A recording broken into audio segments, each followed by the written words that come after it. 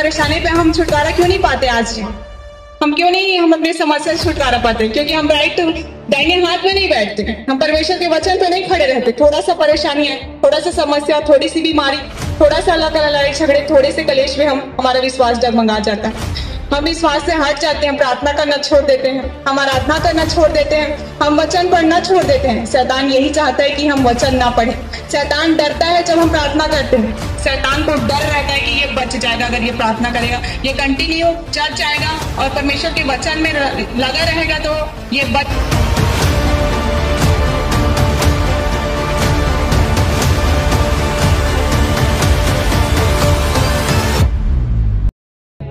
मैं इससे प्यार करती हूँ।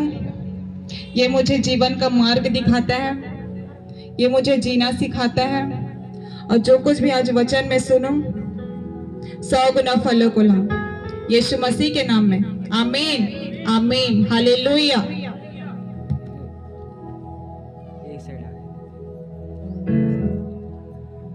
सभी बाइबल निकालेंगे और उसमें निकालेंगे भजन संहिता 110।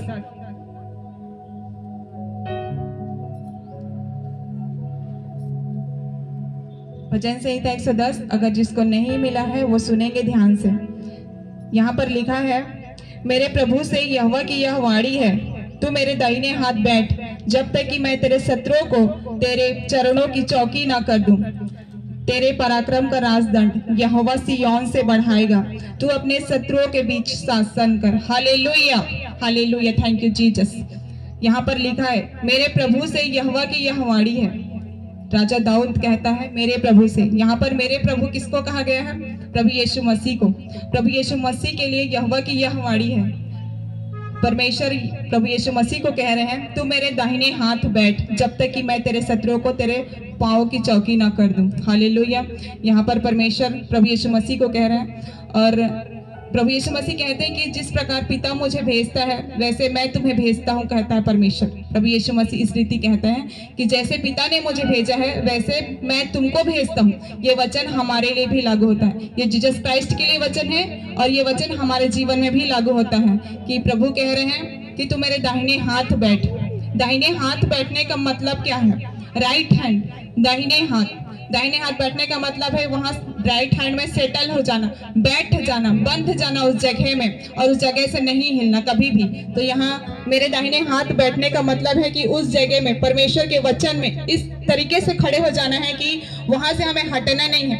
कि जैसे और हम ऐसे लोग भी हैं कि ये सोच के चल जाते हैं कि यहाँ अगर मेरा काम नहीं हुआ तो मैं कहीं और चला जाऊंगा, परमेश्वर मेरा काम नहीं करेगा तो मेरे लिए कोई और ऑप्शन है। ये सोच रहता है लोगों की, ये माइंडसेट रहती है। लेकिन ये वचन उन लोगों के लिए नहीं है बिल्कुल भी।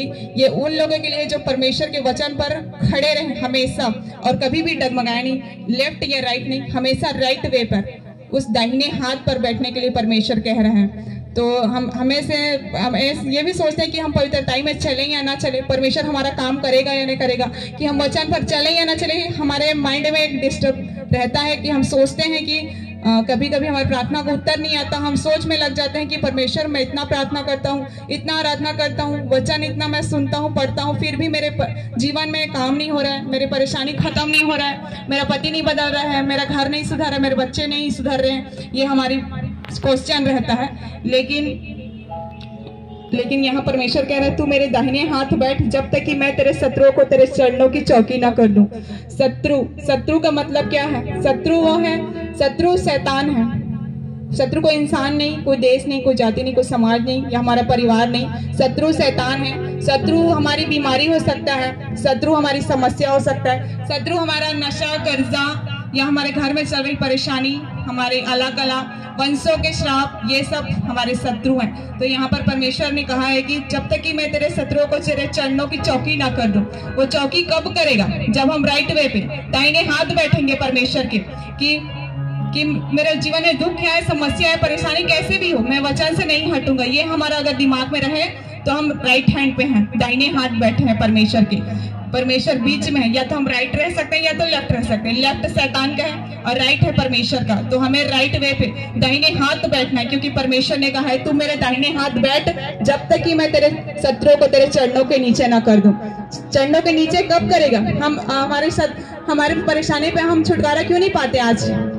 हम क्यों नहीं हम अपने समस्या से छुटकारा पाते? क्योंकि हम राइट दाहिने हाथ में नहीं बैठते, हम परमेश्वर के वचन पे नहीं खड़े रहते। थोड़ा सा परेशानी है, थोड़ा सा समस्या, थोड़ी सी बीमारी, थोड़ा सा अल्लाह का लड़ाई झगड़े, थोड़े से कलेश में हमारा विश्वास डगमगा जाता है। हम विश्वास से हट जाते हैं, प्रार्थना करना छोड़ देते हैं, हम आराधना करना छोड़ देते हैं, हम वचन पढ़ना छोड़ देते हैं। शैतान यही चाहता है कि हम वचन ना पढ़ें। शैतान डरता है जब हम प्रार्थना करते हैं, शैतान को डर रहता है कि ये बच जाएगा, अगर ये प्रार्थना करेगा, ये कंटिन्यू चर्च जाएगा और परमेश्वर के वचन में लगा रहेगा तो ये बच जाएगा। इस वजह से शैतान डरता है और हमारे जीवन में परेशानियों को लाता है, ताकि हम प्रार्थना से हट जाएं, ताकि हम चर्च ना जाएं, ताकि हम बाइबल ना पढ़ें और वचन से हम हट जाएं, पवित्रताई वाला जीवन को ना जिए। शैतान का यही मकसद है कि हम ना बचें।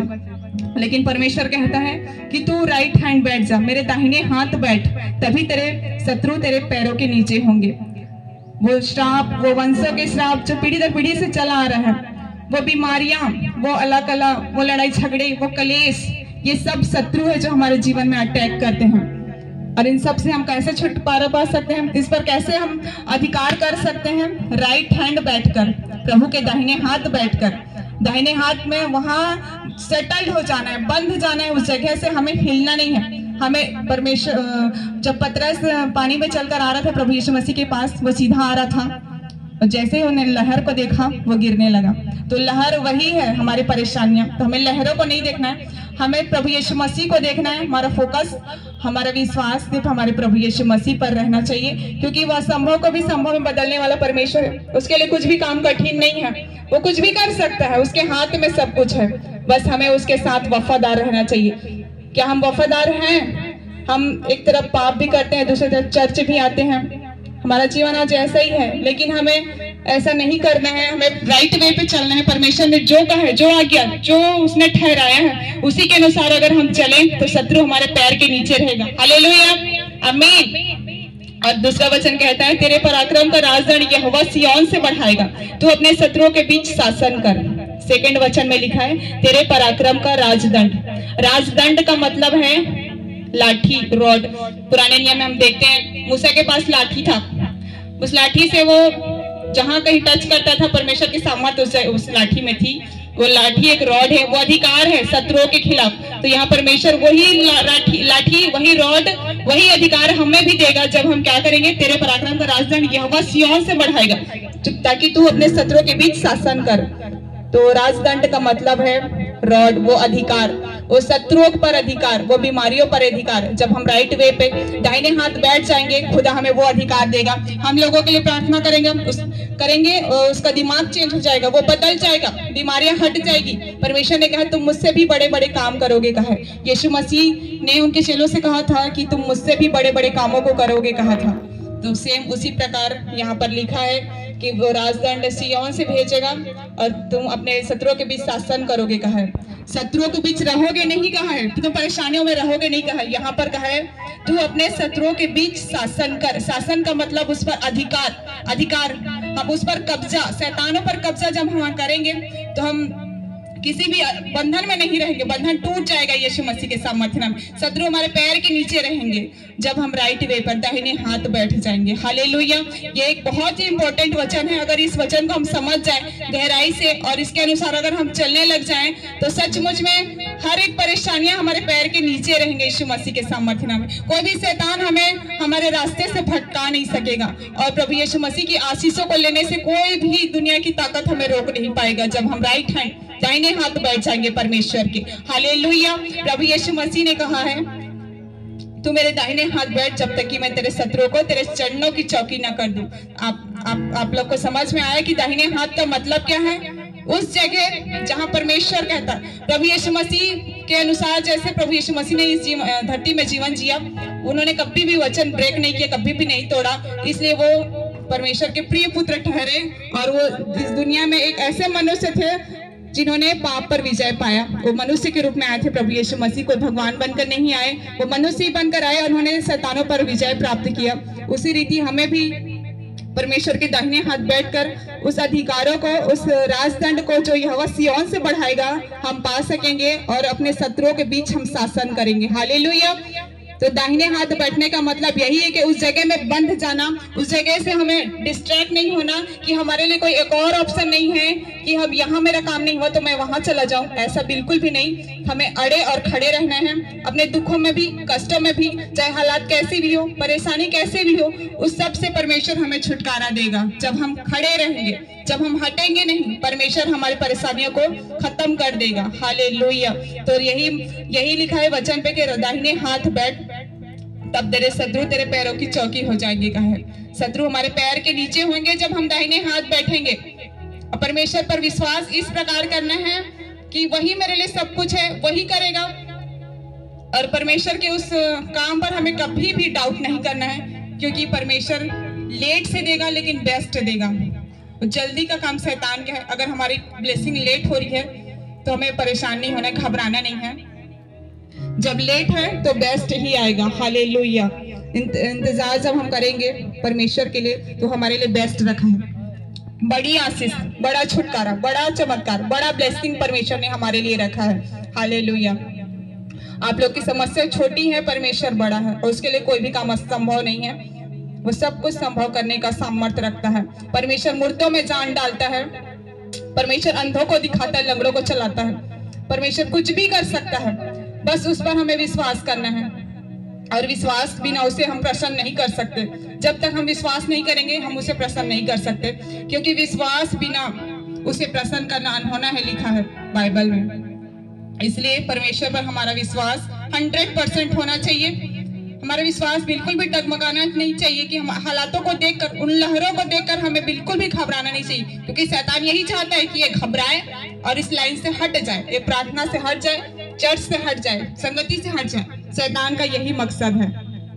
लेकिन परमेश्वर ने हमें बुद्धि दिया है, ज्ञान दिया है। परमेश्वर ने कहा है कि मेरे वचन पर चल तो आशीष तेरे पीछे आएगी। परमेश्वर कहता है तू मेरे धर्म और राज की खोज कर तो सारी वस्तुएं तेरे पीछे आ जाएंगी। कहता है हमें किसी भी चीज के लिए भागना नहीं पड़ेगा, बस हमें उसके धर्म और राज की खोज करना है। धर्म और राज की खोज करने का मतलब क्या है?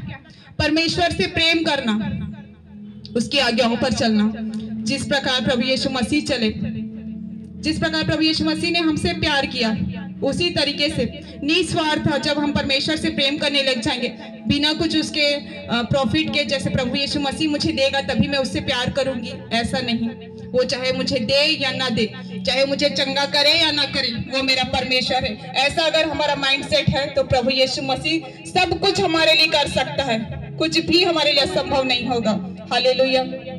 इसलिए प्रभु कहते हैं कि तू पहले मेरे धर्म और राज की खोज कर तो सारी वस्तुएं तेरे पीछे आ जाएंगी। तो धर्म और राज का खोज करने का मतलब ही प्रभु से प्यार करना है। प्रभु से प्यार करने का मतलब क्या है?